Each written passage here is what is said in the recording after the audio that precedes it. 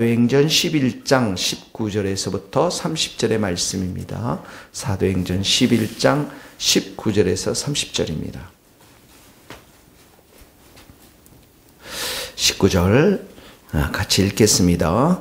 그때 스데반의 일로 일어난 환란으로 말미암아 흩어진 자들이 베니게와 구브로와 안디옥까지 이르러 유대인에게만 말씀을 전하는데 그 중에 구브로와 구레네와 몇 사람이 안디옥에 이르러 헬라인에게도 말하여 주 예수를 전파하니 주의 손이 그들과 함께 하심에 수많은 사람들이 믿고 주께 돌아오더라.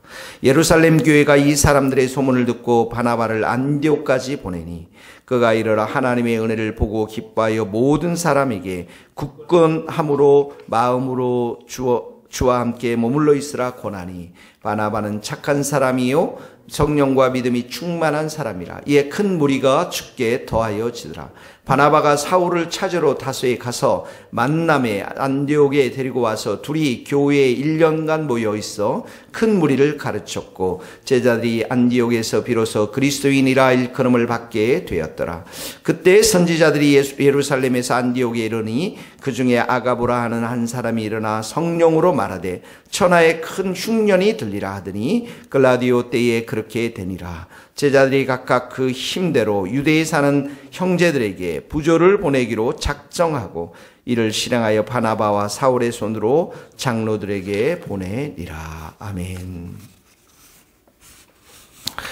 자, 오늘 말씀은 이제 그 고넬료 이방인들에게도 복음이 전파되는 것들을 하나님께서 환상 가운데 또 실제적으로 고넬료와 베드로의 만남을 통해서 이제 허락하시고 역사하신 다음에 일어난 일입니다. 19절에서 21절 첫 번째 말씀은 인간의 책임과 하나님의 도움의 손길입니다. 인간의 책임과 하나님의 도움의 손길. 인간의 책임이라는 게 무엇입니까? 우리 인간들이, 우리 사람들이, 우리 성도들이 스스로 하나님의 말씀에 순종해야 될 의무가 있다라는 것입니다. 책임이 있다라는 것입니다. 그 책임을 다할 때에 하나님은 도움의 손길들을 주신다라는 것이죠. 19절에 보세요. 스데반의 일로 인해서 환란이 나옵니다. 환란, 동그라미에서 환란으로 말미암아 흩어진 자들, 이름이 없습니다. 그리스도인들입니다. 성도들인데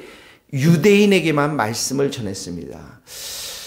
그러니까 이게 참 아이러니컬하죠. 우리가 이렇게 편하게 사는 것은 어떻게 보면 유럽도 마찬가지고 우리나라도 마찬가지인데 복음을 덜 전하게 되는 환경이 되는 것 같아요.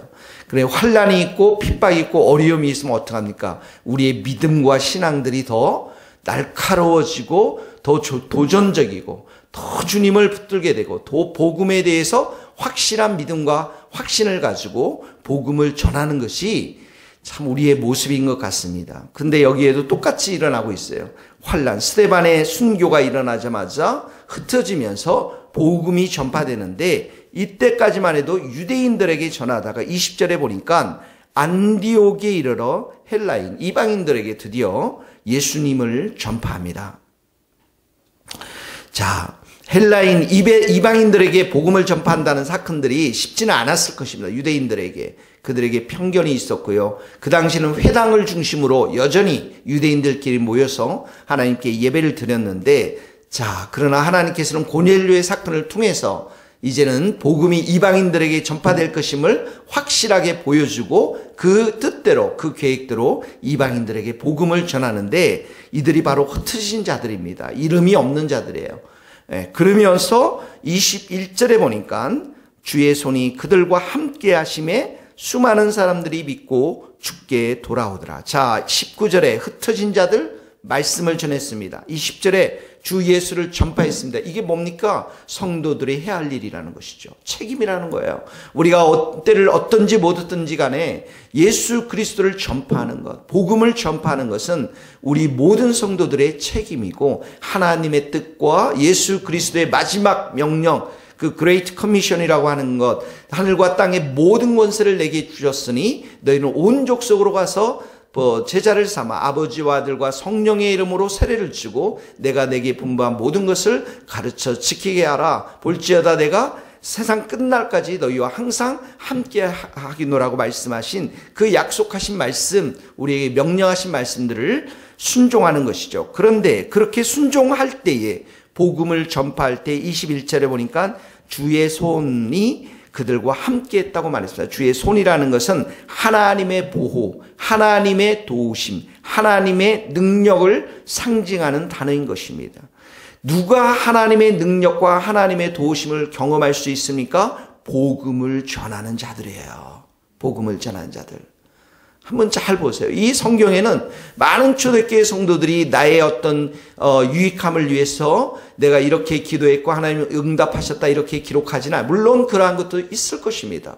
그러나 복음을 전할 때에 하나님의 능력의 손길, 도움의 손길을 경험했다라는 것이죠. 21절에 보니까 수많은 사람들이 믿고 주께 돌아왔다. 이 말은 복음을 받아들이고, 이 당시 안디옥에 수많은 우상들이 있었지만 그 우상을 다 버리고 예수님을 영접했다. 여기 돌아왔다라는 것은 같이 나오죠. 믿고 돌아왔다. 예수님을 영접하고 주께 돌아왔다라는 것입니다. 그러므로 오늘 첫 번째 우리 적용의 말씀은 무엇입니까? 말씀을 전하는 것입니다. 예수님을 전하는 것입니다. 거절을 당할 때도 하나님의 보호하심과 도우심의 손길을 경험할 수 있을 것입니다. 하나님이 가까이 나와 함께 하심을 더욱더 경험하게 될 것입니다.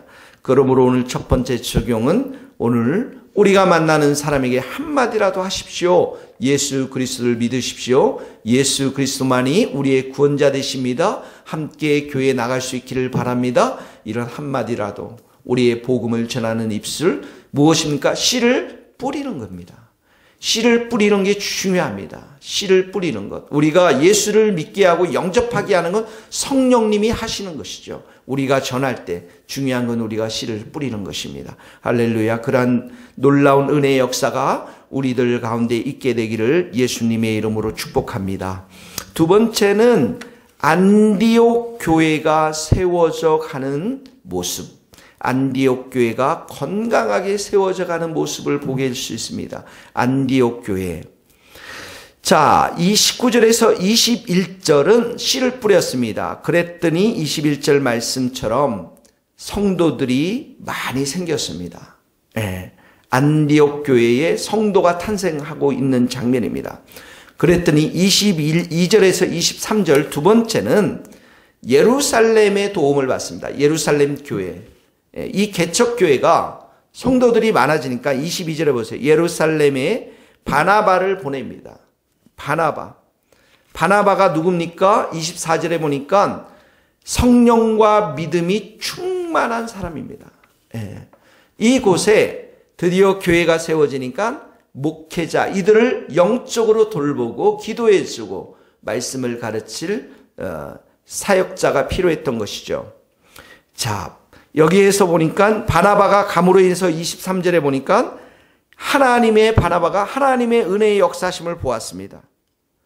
그리고 이들을 굳건한 마음으로 주와 함께 머물러 있어라.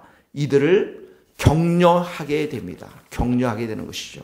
이들의 믿음을 격려하게 됩니다. 24절에 보니까 이에 큰 무리가 죽게 더하더라 이렇게 나와 있습니다. 죽게 더하더라. 이 바나바는 누굽니까? 하나님의 위로자죠. 믿음과 성령이 충만한 사람. 특별히 이 사람은 하나님의 격려자였으니까 핍박받았던 사울도 사도들에게 화해시켜줬고요. 소개시켜주셨고, 사도들로부터, 예루살렘에 있는 많은 사람들로부터 인정을 받았던 사람이었고, 또 지금은 이 땅이, 이 안디옥은 이방 땅이죠. 이방 땅. 이방 땅에 가서 이방인 사람들을 격려하고 위로했다라는 것은 그가 정말 이 목회자의 자질로 영적으로 성령으로 뿐만 아니라 인격적으로 얼마나 충만하고 성숙해 있는가를 보게 되어집니다. 이런 훌륭한 지도자를 이 예루살렘 교회에서 안디옥 교회로 보냈다라는 것이죠. 뿐만 아니라 세 번째 보면 25절 26절에 보면 바나바가 사울을 찾아갑니다. 그리고 26절에 보면 둘이 교회에서 1년 동안 제자 훈련을 하게 되었습니다. 그리고 비로소 그리스도인이라는 것은 그리스도를 따르는 사람들을 말합니다. 예수를 따르는 사람들이라는 이름을 얻게 되어집니다. 이 바나바가 사울을 찾아가서 수많은 이 안디옥 교회 사람들을 가르치도록 초청한 것은 사울을 볼 수 있는 눈이 있었고 그 사울을 함께 받아들여서 동역할 수 있는 넓은 마음과 인격적 성숙함이 함께 겸비되어져 있다라는 것이죠. 그래서 결국은 이 세 번째는 보면 이 교회 안에 제자의 사역들이 일어나고 있는 것을 보게 되어집니다. 드디어 제자들이 일어나며 그리스도인들이 진정으로 일어나게 됩니다. 그리고 마지막으로 보면 27절에 예루살렘에서 안디옥의 선지자들이 옵니다. 그 중에 아가보가 성령으로 말하되 큰 흉년이 들리라고 했을 때에 글라우디오 때에 이런 일이 있었다고 그러지 않습니까? 그런데 29절 30절에 보면 안디옥의 이 제자들, 이 교회가 유대에 사는 형제들에게 헌금을 하는 장면이 나옵니다. 이제 제자의 삶에서 또 영적인 공급을 받는 데서 물질적인 것들을 함께 나누는 그러한 교회로 성장하고 있는 것들을 보게 되어집니다. 자, 오늘 이 말씀은 우리에게 큰 도전이 되어주고 있습니다. 우리 교회도 첫 번째가 어떤 일이 일어났습니까? 안디옥 교회에 씨를 뿌리는 일들이 일어났습니다. 씨를 뿌려야 됩니다. 복음이 전합해야 돼. 그리고 교회 안에 누가 있어야 됩니까? 믿음과 성령이 충만한 바나바 목사와 또 바나바 목사와 함께 동역했던 제자를 삼았던 사울이 있어야만 합니다. 이 모든 것들을 어디서부터 공급받았습니까? 예루살렘 교회로부터 공급을 받았던 것이죠. 그리고 이 제자들이 그 안디옥 교회만 머물러 있던 것이 아니라 오히려 예루살렘을 향해서 물질로 도왔던 것들을 보게 되어집니다. 오늘 이 말씀을 우리 가운데, 우리 교회 가운데 적용할 때에 우리 교회에도 우리 모든 성도들이 씨 뿌리는 자가 될 수 있도록 우리가 기도하고 또 실제로 정말 씨를 뿌리고 그리고 우리 교회에도 바나바와 사울 같은 정말 훌륭한 목사님들이 이 팀 사역으로 함께 사역을 하면서 제자 훈련을 삼고 그리고 우리가 복음을 들고 물질을 들고 무엇을 가지고 있던 것을 들고서 우리도 함께 온 세상으로 나아갈 수 있는 복된 교회가 될 수 있기를 기도합니다. 사랑하는 성도님들이 오늘 특별히 성도님들이 씨 뿌리는 그 역할을 잘 감당할 수 있도록 기도해 주시고 목회 팀들을 위해서 기도해 주시고 우리가 스코틀랜드 땅을 깨워서 유럽을 복음화하고자 하는 귀한 이런 비전들을 위해서도 교회를 위해서도 기도해 줄 수 있기를 예수님의 이름으로 축복합니다. 기도하시겠습니다. 하나님 아버지 감사합니다.